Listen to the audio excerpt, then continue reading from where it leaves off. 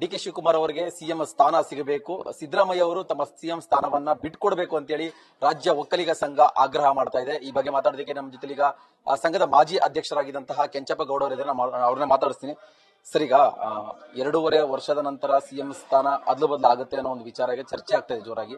ಈ ಒಂದು ಸಂದರ್ಭದಲ್ಲಿ ಡಿ.ಕೆ. ಶಿವಕುಮಾರ್ ಅವರು ಸಿಎಂ ಆಗಬೇಕು ಅನ್ನೋ ಒಂದು ವಾದ ಕೂಡ ಬಲವಾಗಿದೆ. ಆದ್ರೆ ಎಲ್ಲೋ ಒಂದ್ ಕಡೆ ಗೊಂದಲ ಇದೆ ಸರ್.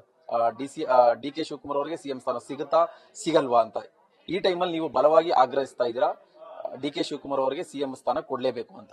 ಡಿ.ಕೆ. ಶಿವಕುಮಾರ್ ಅವರಿಗೆ ಸಿಎಂ ಸ್ಥಾನ ಸಿಗಲೇಬೇಕು. ಕಾರಣ ಇಷ್ಟೇ, ಕರ್ನಾಟಕದಲ್ಲಿ ಕಾಂಗ್ರೆಸ್ ಪಕ್ಷ ಹಿಂದೆ ಎಲ್ಲಿತ್ತು? ಕರ್ನಾಟಕದಲ್ಲಿ ಕಾಂಗ್ರೆಸ್ ಪಕ್ಷ ತರಬೇಕು ಅಂತ ಪಣ ತೊಟ್ಟು ನಮ್ಮ ಡಿ.ಕೆ. ಶಿವಕುಮಾರ್ ಅವರ ಹೋರಾಟ ಎಲ್ರಿಗೂ ಗೊತ್ತಿರ್ತಕ್ಕಂಥದ್ದು. ಅವರು ಬರೀ ಹೋರಾಟ ಒಂದೇ ಮಾಡಲಿಲ್ಲ, ರಾತ್ರಿ ಹಗಲು ಎಲ್ಲೆಲ್ಲಿ ಏನೇನು ಮಾಡಬೇಕು, ಏನು ಗ್ಯಾರಂಟಿಗಳನ್ನ ತರಬೇಕು ತಂದು ಒಂದು ಪ್ಲಾನ್ ಮಾಡಿ ಇವತ್ತು ಸರ್ಕಾರನ ತರೋ ರೀತಿಯಲ್ಲಿ ಮಾಡಿದ್ರು. ಆದರೆ ಎಲ್ಲ ಕಷ್ಟಪಟ್ಟು ಅಧಿಕಾರವನ್ನ ಬೇರೆಯವರಿಗೆ ವಹಿಸ್ಕೊಟ್ರು. ಆವಾಗ ನಮಗೆ ಸ್ವಲ್ಪ ನೋವಾಯ್ತು. ಆವಾಗಲೇ ಇವರು ಮುಖ್ಯಮಂತ್ರಿ ಸ್ಥಾನ ಆಗಬೇಕಾಗಿತ್ತು. ಮುಖ್ಯಮಂತ್ರಿ ಸ್ಥಾನ ಇವರು ಆಗಬೇಕಾದಾಗ ಇಡೀ ಸಮುದಾಯ ಅವರನ್ನ ಇವರು ಬೇಡ್ಕೊಂಡ್ರು, ದಯವಿಟ್ಟು ನನಗೂ ಒಂದು ಅವಕಾಶ ಮಾಡಿಕೊಡಿ, ನಮ್ಮ ಸಮುದಾಯದವರು, ನಾವು ಆ ಒಂದು ಪಕ್ಷದಲ್ಲಿ ಇದ್ದೇನೆ, ಆ ಪಕ್ಷ ಅಧಿಕಾರಕ್ಕೆ ಬಂದ್ರೆ ನನಗೆ ಅವಕಾಶ ಸಿಗ್ತದೆ, ನನಗೂ ಒಂದ್ಸಾರಿ ನೀವು ಪೇಪರ್ ಪೆನ್ನು ಕೊಡಿಸಿ ಅಂತೇಳಿ ಕೇಳ್ಕೊಂಡಾಗ ನಾವು ಎಲ್ಲ ನಮ್ಮ ಸಮುದಾಯದವರು ಎಲ್ಲ ಪಕ್ಷಗಳು ಎಲ್ಲ ಮುಖಂಡರುಗಳನ್ನು ನಾವು ನೋಡಿದ್ದೀರಿ.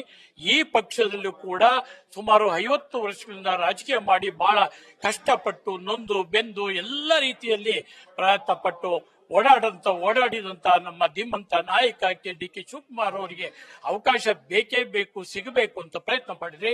ಆದರೆ ಅವರಿಗಿಂತ ಈ ಮುಖಂಡರಾದಂತಹ ಮಾನ್ಯ ಮುಖ್ಯಮಂತ್ರಿಗಳಾಗಿರ್ತಕ್ಕಂಥ ಸಿದ್ದರಾಮಯ್ಯನವರು ಇಲ್ಲ ನನಗೂ ಬೇಕು, ನಾನೇ ಆಗ್ಬೇಕು ಅಂದಾಗ ಹೈಕಮಾಂಡ್ ಒಂದು ತೀರ್ಮಾನಕ್ಕೆ ಬಂದ್ರು.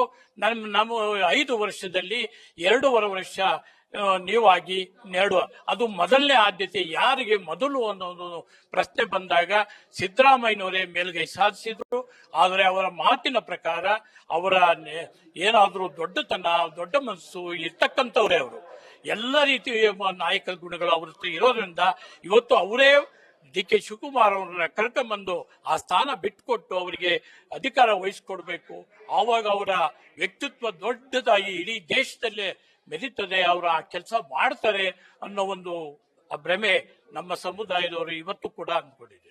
ಸರ್, ಈಗ ಡಿ.ಕೆ. ಶಿವಕುಮಾರ್ ಅವರಿಗೆ ಸಿಎಂ ಸ್ಥಾನ ಸಿಗುವಂತಹ ಅರ್ಹತೆ ಇದ್ರು ಕೈ ತಪ್ಪಿಸುವಂತ ಕೆಲಸ, ಅಂದ್ರೆ ಅವರನ್ನ ಸಿಎಂ ಸ್ಥಾನದಿಂದ ಸಿಗದೇ ರೀತಿಯಾಗಿ ಪ್ಲಾನ್ ಮಾಡಿ ಏನಾದ್ರು ಷಡ್ಯಂತ್ರಗಳೇನು ನಡೀತಾ ಇದೆಯಾ ಅಂತ ಅನಿಸ್ತಿದೆ ನಿಮಗೆ?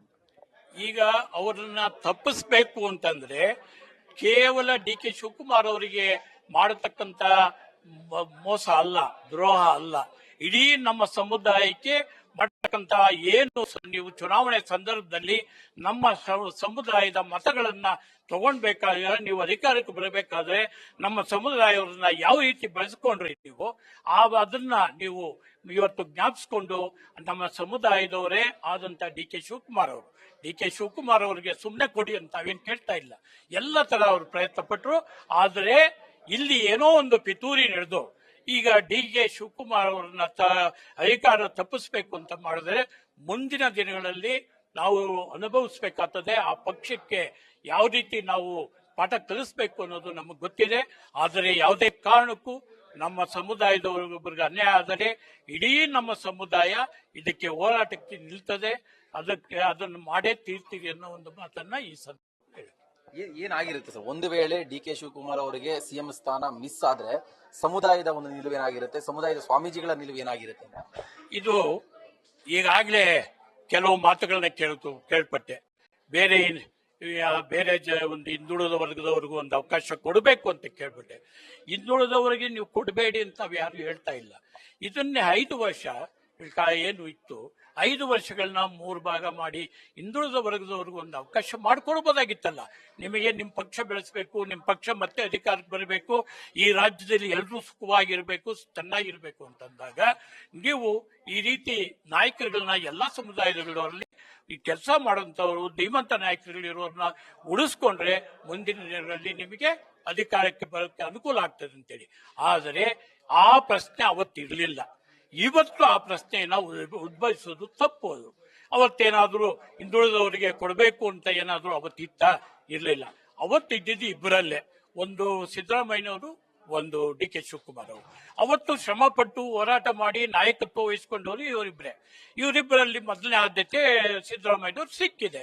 ಸಂತೋಷ, ನೀವು 2.5 ವರ್ಷ ಅನುಭವಿಸಿದ್ದೀರಿ. ನಿಮ್ಮ ಅಣ್ಣ ತಮ್ಮ ಆದಂತಹ ಡಿ ಕೆ ಶಿವಕುಮಾರ್ ಅವರಿಗೆ ಅವಕಾಶ ಮಾಡಿಕೊಂಡು ಕಲ್ಪಿಸ್ಕೊಡಿ.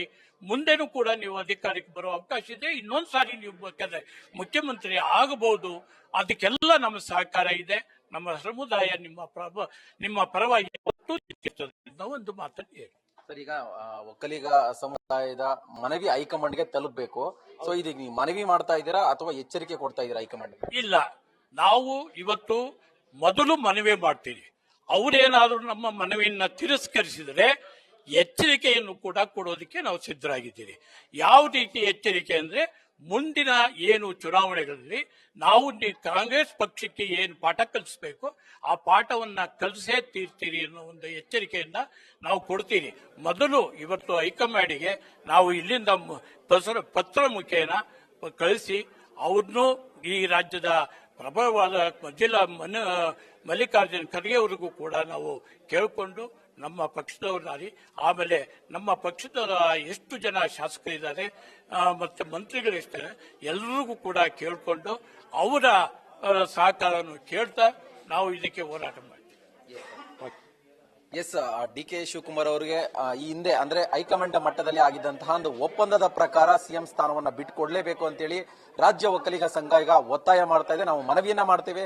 ನಮ್ಮ ಮನವಿಯನ್ನ ಅವರು ಸ್ಪಂದಿಸಿದ್ರೆ ಓಕೆ, ತಿರಸ್ಕರಿಸಿದ್ರೆ ಖಂಡಿತವಾಗಿ ನಾವು ಮುಂದಿನ ಚುನಾವಣೆಯಲ್ಲಿ ಅವರಿಗೆ ತಕ್ಕ ಪಾಠವನ್ನ ಕಲಿಸ್ತೀವಿ ಅಂತೇಳಿ ಎಚ್ಚರಿಕೆಯನ್ನ ಕೂಡ ಕೊಡ್ತಾ ಇರುವಂತದ್ದು. ಕ್ಯಾಮರಾ ಪರ್ಸನ್ ನವೀನ್ ಜೊತೆ ಭರತ್ ಕೃಷ್ಣಪ್ಪ, ನ್ಯೂಸ್ ಫಾಸ್ಟ್, ಬೆಂಗಳೂರು.